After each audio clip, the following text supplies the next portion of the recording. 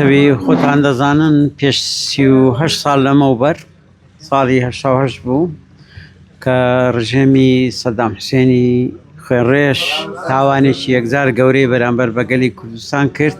لە دوای جەنگی جیهانی دووەم یەکەم جار بوو ئەو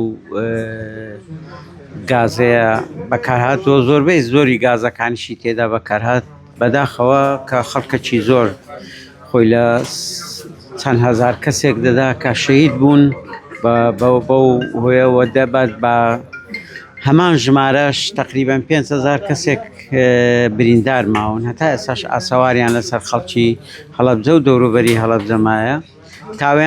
تاوانێک بوو نەک تەنیا بە دژی خەڵکی هەڵەبجە و دژی گەلی کورد و بەڵکو دژی هەموو ئینسانیەت بوو. خۆتان دەزانن کە ئەو گازەیە خەزنکردنی مەحروم کرایە نەک بەکارهێنانی.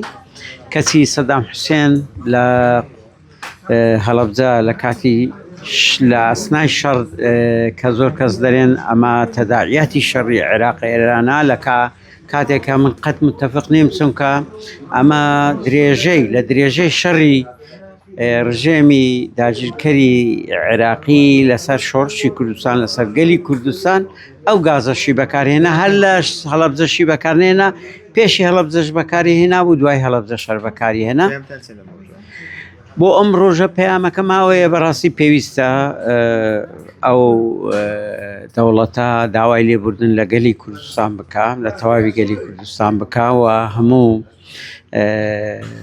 قەرەبوویەکی خەڵکەکە بداتەوە. ئەو کەسانێک کە بریندار ماون ئێستاکە بەلانی کەم مەسرفی معالەجە و لە شوێنە گشتەکان و ئەو شەریکاتانەی کە گازی کیمیاویان داوەتە حکوومەتی عێراقی پێویستە هەم حاسەبە بکرێن و هەمیش قەرەبووەکە لەوان بستێنرێتەوە و ئەوجا بە ڕۆژێکی ئەوە دابنێ ماتەمینی دابنێ لە تەواوی عێراق نەک لە بەس لە کوردستان و ئەو کەسانەی کە بەشداریش بووینە وەک تاوانباری سەرەکی حسێب بکرێن، چونکە بینیمان خەڵکانێک کە بەشدار بووینە یاخود فڕۆکەوان بووینە یاخود کە بەشداری ئەو تاوانایان کردیە بە ساغ و سەلیمی لە ئەوەکان دەرچوون وەداخەوە لە دەست کوردیش بوون هەندێکیان.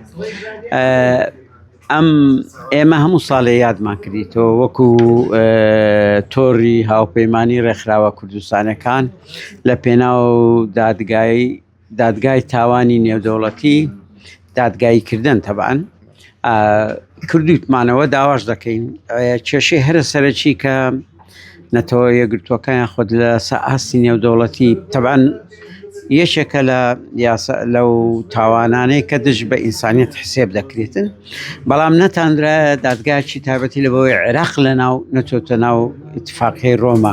ئیتفاقیەی ڕۆما تێدا نەبێتن ناتوانرێ محاسەبە بکرێتن، چونکە پێشی ئەو ڕۆژەیە کە لە 79 ئەوە کراوە. بەهەرحاڵ عەفوم کە ئەم ئەوەیە پێویستە دادگایکی تایبەتی بۆ دامەزرێ بۆ دانرێتن و دەوڵەتی عێراقیش دان بەو ئەوەی دابنی وەکو باسمان کرد دەبێ داوای لێبوردن لە گەلی کوردستان بکاتن نەک بەس لە خەڵکی هەڵەبجەی.